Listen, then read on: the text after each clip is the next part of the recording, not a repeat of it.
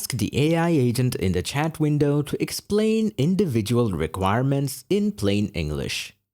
The AI agent can identify connected requirements and help you analyze the potential impact of requirement changes across the model. Ask questions to explain a particular node, a particular file, a node's connection, or how the files connect to each other.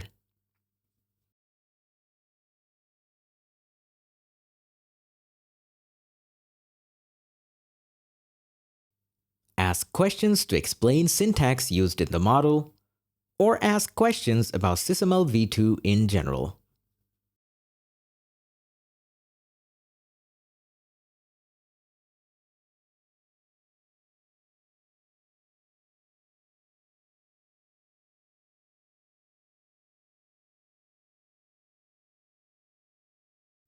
Fix SysML v2 syntax errors or model errors with a single click.